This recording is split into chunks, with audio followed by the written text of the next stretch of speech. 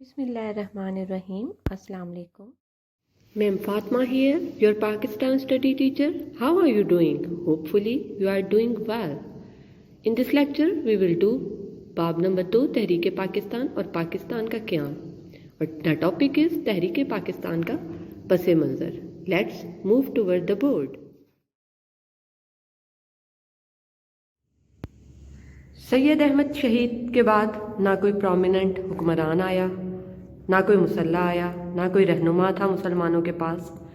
تو مسلمان جان چکے تھے، کیونکہ جب ان پر اتنا دباؤ ڈالا گیا کہ وہ سماجی طور پہ، اقتصادی طور پہ، سیاسی طور پہ اپنی مرضی نہیں کر سکتے تھے، آزادی سے زندہ نہیں رہ سکتے تھے، تو 1857 کی جنگ آزادی شروع ہوئی.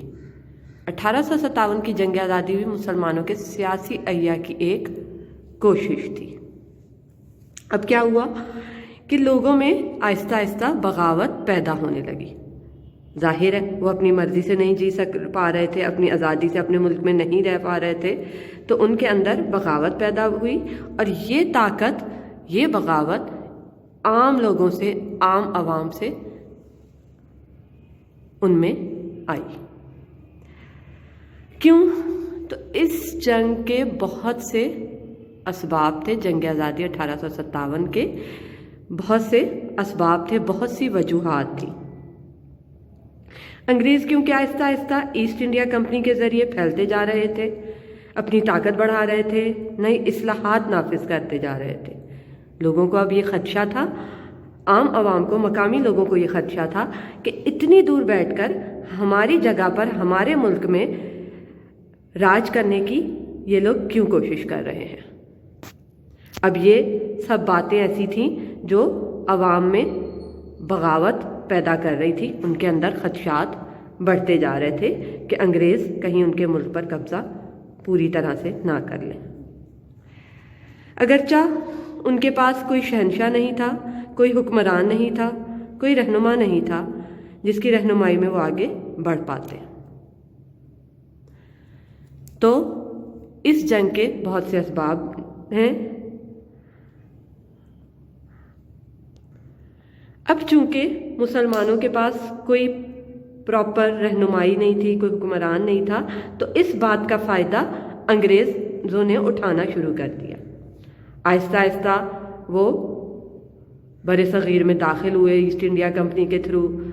آہستہ آہستہ اب اپنی وہ پالیسیز بنانا شروع کی، سیاست میں حصہ لینا شروع کیا اور اپنے آپ کو پھیلانا شروع کر دیا. اب اس جنگ کے جو اسباب تھے تو سماجی اسباب. جب انگریز آئے تو انگریزوں نے انگریزی تعلیم کو بر صغیر میں رائج کیا. اب مسلمان جو تھے وہ سمجھتے تھے کہ اگر انہوں نے اس انگریزی تعلیم کو اپنانا شروع کر دیا تو ان کو انگریزوں کو اپنانا پڑے گا، اور وہ ان کے لیے ناقابل قبول تھا. ظاہر ہے ان کے اندر بغاوت پیدا ہو رہی تھی اور وہ انگریزوں کو نہیں اچھا سمجھتے تھے، تو وہ انہوں نے ان کی انگریزی تعلیم سے انحراف کیا اور ان کے انگریزی تعلیم حاصل کرنے سے انکار کر دیا. اس کو خلاف اسلام ایون قرار کر دے دیا. اس کی وجہ سے کیا ہوا؟ مسلمان تعلیمی میدان میں بھی پیچھے رہ گئے، اور جو بڑی بڑی پوسٹیں تھیں سرکاری سطح پر، آرمی سے بھی نکالے گئے، اور بڑی بڑی پوسٹوں پہ سے بھی وہ ان کو فارغ کر دیا گیا. سیاسی اسباب. اب کیا ہوا کہ کیونکہ مغلیہ سلطنت کا زوال تھا اور کوئی حکمران نہیں تھا جو ان کی رہنمائی کرتا، تو اس بات کا فائدہ انگریز اٹھانا شروع ہو گئے اور انہوں نے بر صغیر پر قبضہ کرنا شروع کر دیا.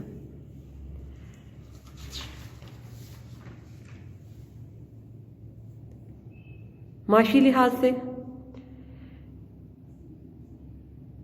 جیسا کہ پتہ ہے کہ بر صغیر میں خام مال، انگریز کیا کرتے تھے کہ خام مال جو اسپائسز تھے، زراعت کے جو کے ذریعے جو ادھر سے کم داموں میں پیسہ ملتا تھا، خام مال ملتا تھا، اس کو اپنے ملک برطانیہ درآمد کر دیتے تھے، اور وہاں جا کے جو ہے وہ اپنی انڈسٹریز میں اس خام مال کو استعمال کرتے تھے جو کہ سستے داموں بر صغیر سے انہوں نے درآمد کیا ہوتا تھا.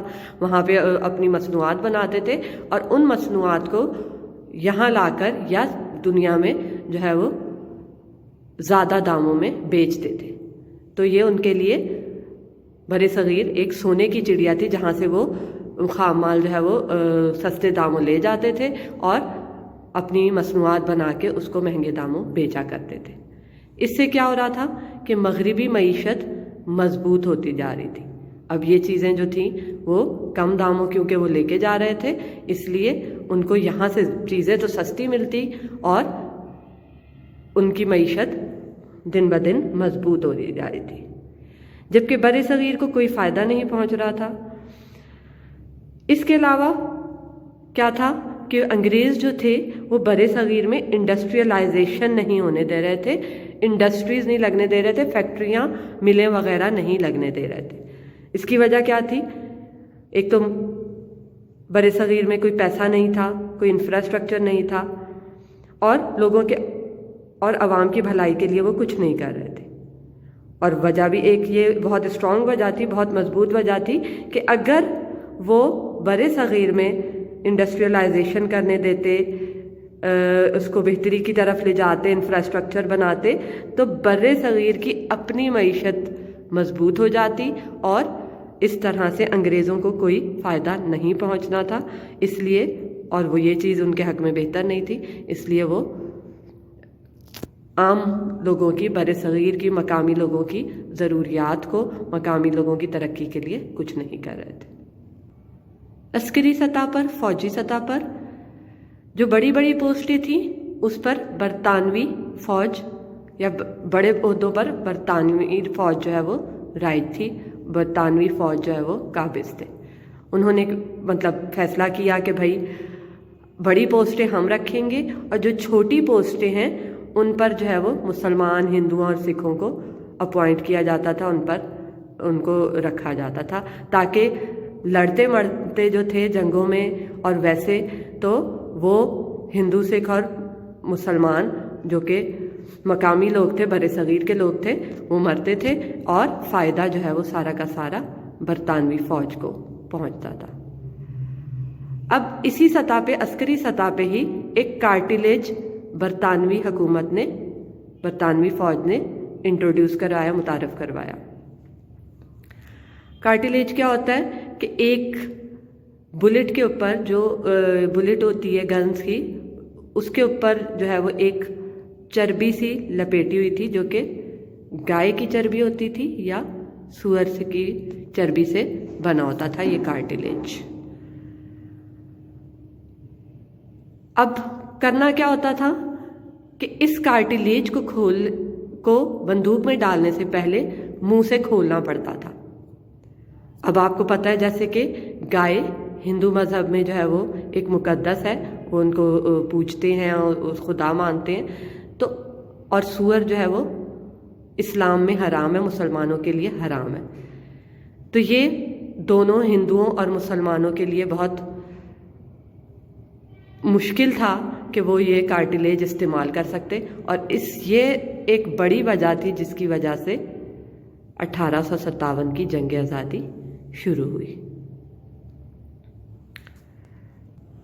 इस तरह 1857 की जंग आज़ादी शुरू हुई, जो कि हिंदू और मुसलमानों ने मिलकर बरतानवी हुकूमत को अपने मुल्क से निकालने के लिए शुरू की। लेकिन इस जंग में मुसलमानों को, हिंदुओं को नाकामी का सामना करना पड़ा। अब इस नाकामी की क्या वजूहात थी? नज़रियाती वजूहात थी, नाइत्तेफाकी थी, तमाम लोग इस में शामिल नहीं होना चाहते थे, वो अंग्रेज़ हुकूमत के ख़िलाफ़ नहीं जाना चाहते थे, वो डरते थे। तो ये एक नज़रियाती वजह थी। अस्करी वजह, बरतानवी फ़ौज ज़ाहिर है मज़बूत थी, उनके पास असला था, जबकि हमारे पास असला वगैरह नहीं था। हर बड़ी बड़ी पोस्टों पे बरतानवी फ़ौजी बराजमान थे, एक वजह ये भी थी, और उनकी फ़ौज भी मज़बूत थी। एक वजह थी इंतज़ामी वजह नाकामी की। नाकिस मंसूबा बंदी थी, कोई लीडर नहीं था, कोई रहनुमा नहीं था जो उनको जो है वो प्लानिंग करता, मंसूबा बंदी करके जो है वो जंग लड़ी जाती। बग़ैर किसी मंसूबा बंदी के जोश में आके ये जंग शुरू कर दी गई थी।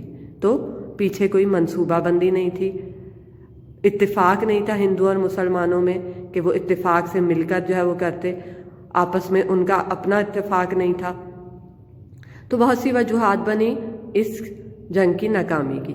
इसके अलावा असला से लेस ना थे, कम तादाद थी फौजियों की, मंसूबा बंदी भी नहीं थी, असला भी नहीं था, पावर भी नहीं थी, इतना इत्तेफाकी थी।